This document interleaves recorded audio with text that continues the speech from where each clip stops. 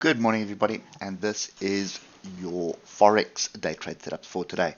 So, starting off with Euro USD, and we do have a fairly well-structured flag building here. Obviously, we need to start getting above the highs of the flag and break the downward trend line there before it starts to get going. Oscillators are grouped to downside quite nicely. It would be even better if it was divergence here, because then that would just strengthen the case. But for now,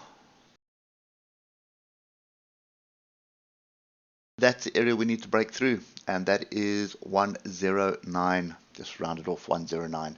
That's the area we need to break through at the moment. So if we drop down to the hour, we do have non-farm payrolls coming out today, and there was data that came out here, which quite interestingly reacted differently to this market as what it did to the indexes.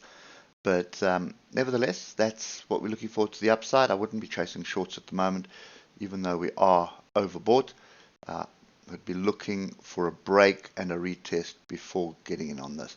And with the data coming out later today, probably just going to sit on the sides and wait, see what happens with that. Moving across to US dollar Japanese yen, we sort of getting going. Oscillators are easing off quite nicely here. Trend is still to the upside though. Really strong uptrend, so I don't really want to be going against the trend.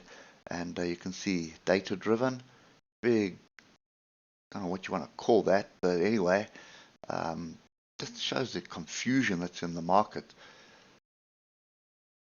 First one way and then the other way, and if you look at the indexes, they just fell,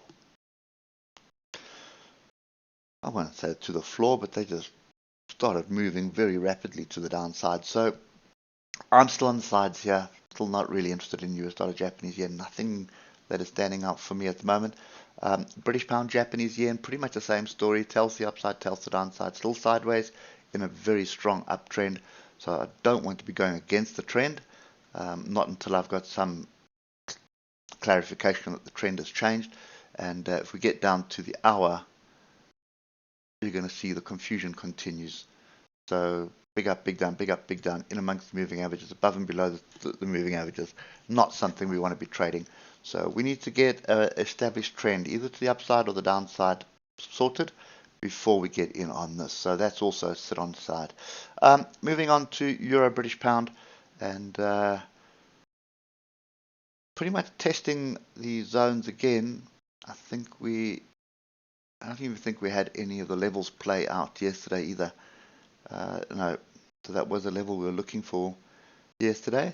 Didn't really materialize, closed above it, then started getting going. So this is also something I don't really want to be listening to. But nevertheless, if we do get some decent rejection off 0.85561, inside bars, engulfing bars, pin bars on the level, I would be tempted to take that short and move it to the downside. Non-farm payrolls affects everything, so take anything that you see with a pinch of salt right now, and preferably just wait for all the data to finish before you start jumping in on this. So may mean that you have to wait till next week before we get into Forex. Anyway, hope it helps. Don't forget to hit that like button, and we will catch up with you on Monday morning. Cheers for now.